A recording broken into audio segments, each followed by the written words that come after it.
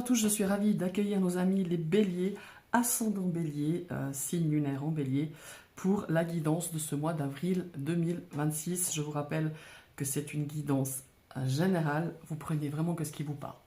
Pour faire cette guidance, j'ai pris le Storyboard Tarot, un gros coup de cœur de ce début d'année.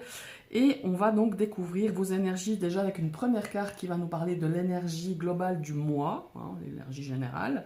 Ici, on va partir avec le domaine professionnel et le domaine de vos projets. Ici, avec le relationnel, sentimental et émotionnel. Ici, l'aspect financier, voilà, le côté gestion financière, projet financier. Et ici, on a le conseil un petit peu du mois.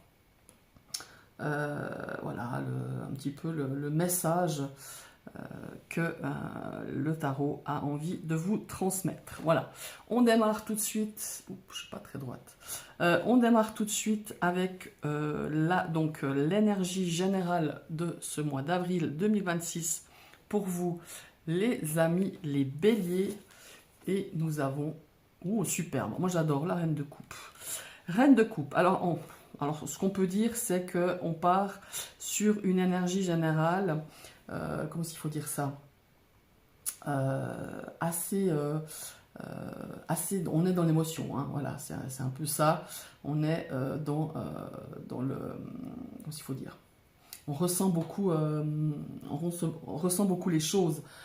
On est intuitif, on est sensible, on a une forte connexion à son intuition, à cette petite voix qui nous guide de façon tout à fait juste. Et on est dans une énergie aussi de compassion, de profondeur, on est très à l'écoute. On est vraiment cette reine de coupe, on est vraiment voilà, dans cette énergie d'émotion, d'écoute, de profondeur. Mais il y a un petit mais avec, et je le ressens, je ne sais pas pourquoi, mais en tout cas je le ressens. Oups là. À ce niveau-là, pour vous, mes amis les béliers, on a cette notion de pas trop absorber les émotions des autres, ou de se perdre un petit peu justement dans l'émotionnel qui pourrait peut-être prendre le dessus sur ce mois d'avril. Voilà, c'est vraiment votre énergie, elle est très belle, mais voilà, attention, ne faites pas, voilà, comme je dis toujours en rigolant à mes copines, ne jouez pas à Bob l'éponge et absorbez tout ce qui passe, qui ne vous appartient pas finalement, et surtout de ne pas vous laisser prendre par des émotions voilà, qui débordent. Ce serait dommage. Mais en tout cas, on est vraiment dans cette énergie pour vous, mes amis, les béliers. On part tout de suite dans le domaine professionnel, vis-à-vis de vos projets aussi, donc de la carrière. Ouh, roi de denier, pas mal ça. Waouh, 2 personnages de cour et des rois, pas les moindres. Alors ici, le roi de denier, ça nous parle vraiment de stabilité dans ce domaine professionnel. On construit, il y a quelque chose de concret, on est dans la matière, on est dans la terre, on est bien ancré. Et quant à lui, le roi d'épée, lui, nous parle du mental. Il nous parle d'une façon d'être peut-être un petit peu stratégique pour ce mois d'avril au niveau de votre profession. On a des décisions à prendre. On doit peut-être certaines fois prendre des décisions pour les autres, ou trancher, donner un avis sur quelque chose, ou prendre une décision tranchante pour peut-être vous ou quelqu'un d'autre, ou par rapport à des collègues, par rapport à vous êtes peut-être responsable, vous avez des responsabilités, vous avez des gens à manager au niveau professionnel. Ici, il va falloir sortir un petit peu le côté un petit peu roi d'épée, stratégique, avoir cette lucidité, avoir cette objectivité pour justement faire avancer certains projets, ou en tout cas dans votre carrière professionnelle. Ici, évidemment, on a 2 personnes de cour.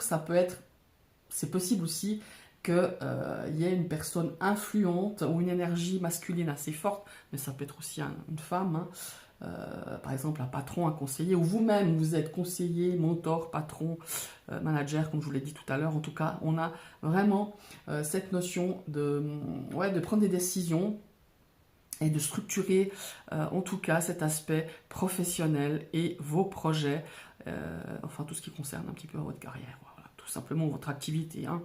On va partir maintenant avec le domaine sentimental, émotionnel et relationnel. Oh, deux cartes très très intéressantes. On a le 6 de coupe ici qui va nous parler de souvenirs, des choses du passé. Pardon.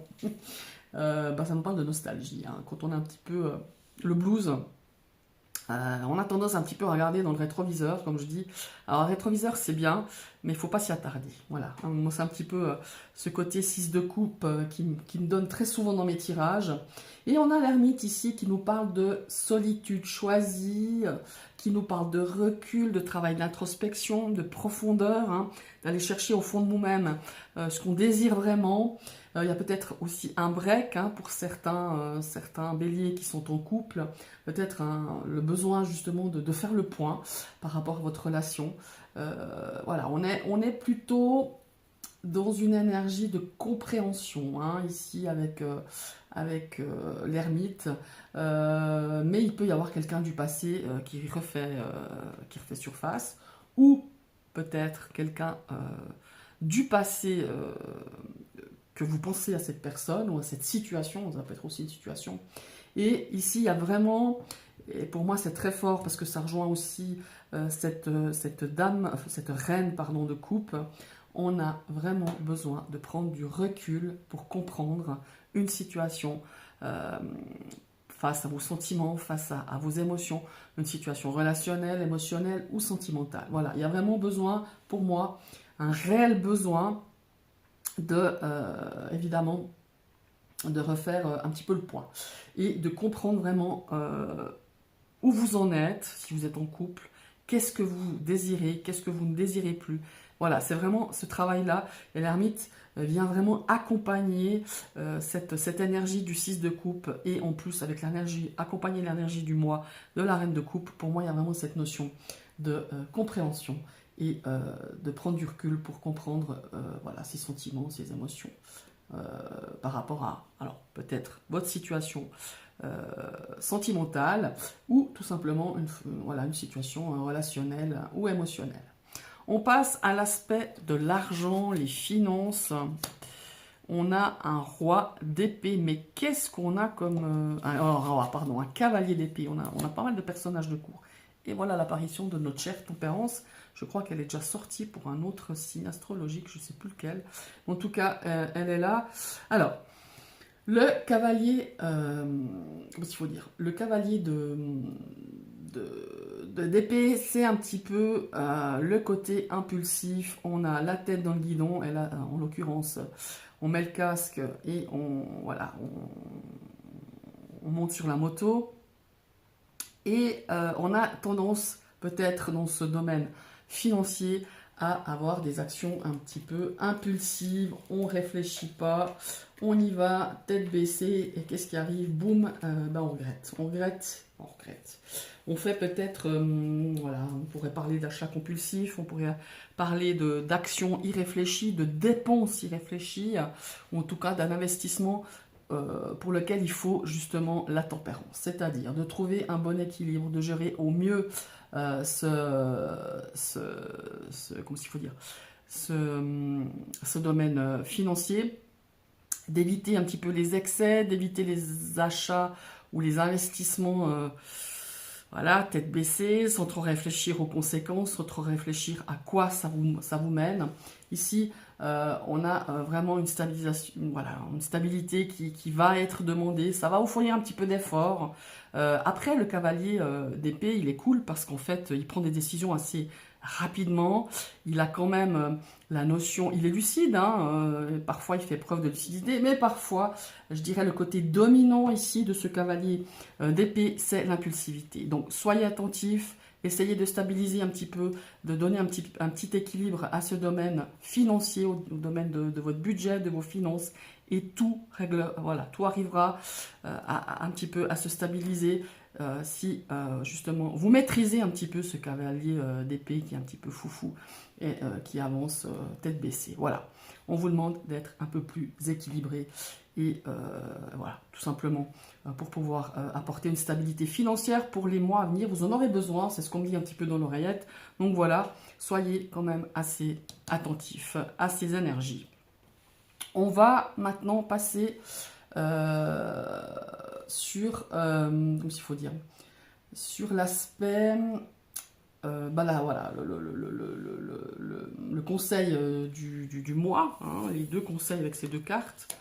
Ouh, 4 de coupe. 5 de coupe. Bah dis donc. Alors ici, on a ici quelque chose. Bon, alors le 4 de coupe, c'est... on est un petit peu replié sur soi. C'est une énergie quand même de fermeture, de blocage, hein, quand même, quelque part. On a des choses, des opportunités qui se présentent, mais on ne les voit pas, parce qu'on est sur... voilà, on est bloqué. On est bloqué sur une situation, on ne voit que la coupe, les coupes qui sont renversées. Hein, en l'occurrence, là, il y en a 3. Ici, on en a une qui est bien là, mais il y en a une qui... Voilà. On voit pas. On voit pas ce qu'on a devant nous. On voit pas la main tendue. On ne voit pas la personne qui se présente à nous, hein, peut-être, éventuellement.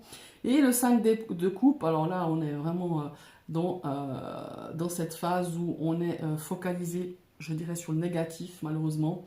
Et la tristesse... bah oui, le chagrin, hein, c'est une carte d'échec malgré tout.